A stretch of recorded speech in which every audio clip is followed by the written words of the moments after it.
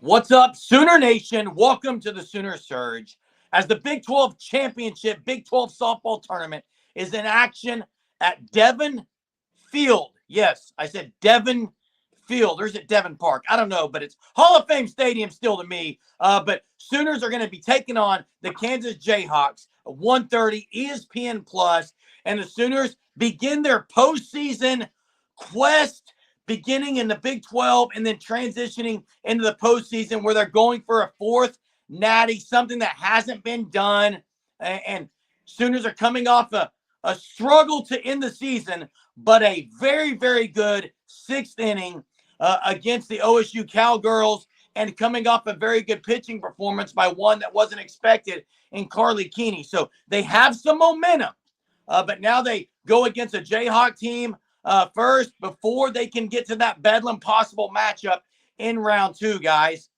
Yeah, OG&E Field at Devon Park.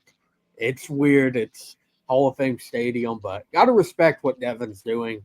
Going to be some renovations going into the stadium. They displayed some new concourse ideas, so I'm excited for it. I think it's really cool, and game of softball just continuing to grow with another big-time Oklahoma company stepping up and footing the bill there. But yeah, five Sooners, all Big 12 first team that was announced on Wednesday as well. Kinsey Hansen, Defensive Player of the Year for the Big 12. So playing the Kansas Jayhawks, who held on against Houston in the opening round of the Big 12 tournament. Yeah, and it's postseason now. I mean, we can talk about what happened early in the year, talk about what happened against OSU, talk about what happened against Texas, and we can talk about it, but it really doesn't mean anything right now because now you're in the postseason, and now's when, hey, we've talked about it. Is this team going to flip a switch in certain aspects? What's going to happen in the postseason? Well, we find out today how this is going to work with Oklahoma and how they come out. And, I'm interested to see how they're going to do the pitching. And it's very intriguing to me because they've kind of done the same thing most series, but then you throw Keeney in there at the end. So I'm interested to see, if they were to go through this Big 12 tournament and win it, kind of what rotation they go with. And that's kind of my big thing I'm watching for, because I think that's going to lead us to really know how they're going to pitch in the rest of the postseason. Yeah, and I really look. You got six-run sixth inning against OSU the other day. That has to help. The momentum is there. I expect, and maybe it's just me being naive, but I expect the Sooner bats. And I think I've said this before, but people think they've slayed the people who think they've slayed the giant need to stop it right now. You might want to say sleeping giant. They haven't slayed the giant. The giant's going to be awake. That's what I think is going to happen. OU is going to listen, guys. You think they embrace being the hunted? Yes, I do. But something this year, when they lost the game, the streak was over. They struggled. They struggled to end the year when they realized that they're not even the Big 12 champions, regular season champions. I think this fresh start, as Jay says, put everything else behind you and focus what's ahead. I hope the giant is awakened by what happened the other day and this promise, this hope of a new season, because I think that's what we're going to see. Yeah, I mean, tough series loss.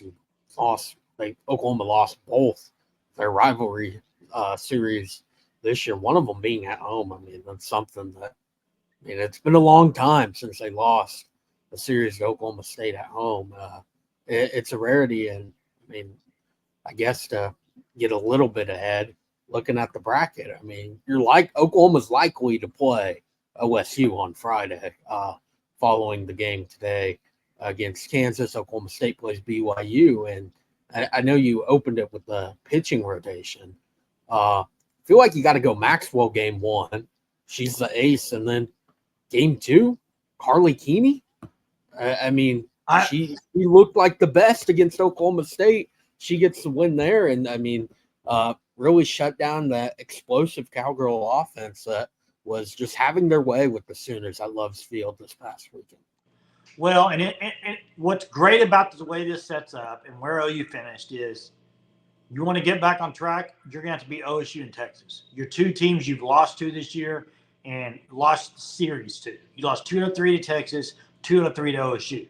Now you get to play in both. If you want to win the Big 12 championship, you're going to be in both probably. So this is a great opportunity for Oklahoma to say, wait. We're not done. We're actually the Big 12 champs.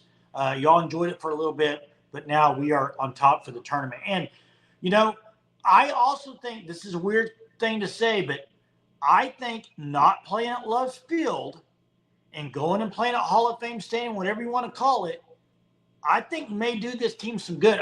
There's something about familiarity with Hall of Fame Stadium. And I know Love's Field's outstanding. It's great. There's so many fans that can go. But it is also different for some of these seniors that have played over at Marina Hines their whole career. It's a different feeling every game. Maybe this will be more of like a normal now. Hey, we're in the Big 12 play, then it's postseason. I don't know.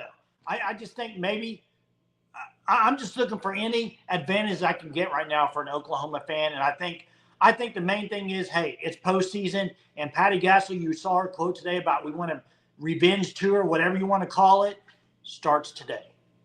And the other thing is, I know you mentioned Maxwell, and I know Hunter mentioned Maxwell game one. It's not going to surprise me, guys, if Nicole May starts today. You're going against Kansas, and then they save Maxwell for game two. But I kind of agree with Hunter. The screwball, the drop ball that Keeney had against OSU, it worked better than anything else they were throwing out there against OSU. So maybe that is something. I, for one, want to see Carly Keeney and Monticelli as the two relievers. If that's going to be their role, fine. Or Nicole May as a reliever. I'm fine with that. But it is going to be interesting. I know Patty Gasso and Rocha have done their homework. We can be guaranteed at that. But I also want to say this. If OU were to roll through Kansas and roll through OSU and roll through Texas, I promise you the whole softball world's going to pull a Scooby-Doo and go, ruh-roh, because that's what's going to happen, guys. Yeah, if Oklahoma were to win the Big 12 championship, they'd probably go up to number 2 in the polls. I still think if they beat Texas, Texas remains at number 1 in the overall poll because of that series win, unless it's just some sort of a 5-inning beatdown run rule. Maybe that would change the mind of the committee. Selection Sunday is going to be interesting because you also have the other end of the coin of, okay, Oklahoma wins their first game against Kansas, but what if they lose to Oklahoma State again? What does that say to have 3 losses to Oklahoma State in the matter of a week? That's not a good look for Oklahoma and not a good look for their chances to not only host a regional, but to also host a super regional at Love's Field. And then back to the Love's Field thing real quick, Jay. I think they're going to start getting more comfortable with it. Recently, they've been able to start practicing there more and more. The renovations are nearly done. I know Patty said this past weekend that come this Sunday, there's going to be getting to see a lot more of just the state-of-the-art amenities that they have there. So I think it's all coming together at a good time of postseason. You're going to have at least 1, probably 2 home series at Love's Field, and to get used to that new stadium. Yeah, and I think Jada Coleman's getting ready to go on a tear. Okay, that's my hot take, whatever you want to call it, with the postseason starting. I look for Jada Coleman to start tearing it up, kind of like she did earlier this year when she went on that streak for about a week or whatever it was. I look for the same thing starting with Jada Coleman. Hunter, who do you have as your standout against Kansas? My tear is Tayler Jennings. It seems like I say it. You did. It's been a lot. I know for a while it was Coleman with the stretch she was on. Jennings is chasing history. She's 8 home runs away from 100.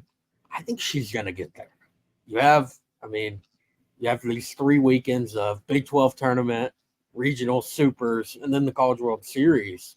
So about a month left of the season. not that many games left, but I think Tiara Jennings is going to go on a tear to get to that 100 threshold. Just a massive career accomplishment for her. And as one of the co-captains for the Sooners, lead them to potentially another national championship. And I'm going to say Alyssa Brito because she's quietly been slumping as well a little bit. And guys, maybe Riley Ludlam plays more. Look, Sydney Sanders, how awesome she was. Like, it was unbelievable the run she had early in the year. It's been non-existent. You want to hear She's a crazy been non-existent. stat? You want to hear a crazy stat on Sydney Sanders? 24 hits on the year, 13 home runs. Right. Yeah, and within a week. That's what I'm saying. Like, it was like 8 home runs in the first 12 days. That's what I'm saying. And that's half her hits. So and now her batting average was great. It's down to 266. Really struggling, and then on base percentage is still pretty good, 493. But yeah, the hits are just not there right now. It's pretty much a walk or some sort of out. Sometimes even strikeouts. Seems like those have been happening a lot. Yeah, so it'll be interesting if Riley Ludlam sniffs the field there at all, if Sydney Sanders continues to struggle. But it starts today at 1:30, ESPN Plus. Check it out. We'll be sure to be on after with some kind of post-game reaction video, hopefully celebrating a win against the Jayhawks and what sets up possibly a Bedlam game. So that'll be exciting. But thanks for watching the content here at the Sooner Surge. We appreciate it. We'll catch you on the flip side. Boomer. Sooner.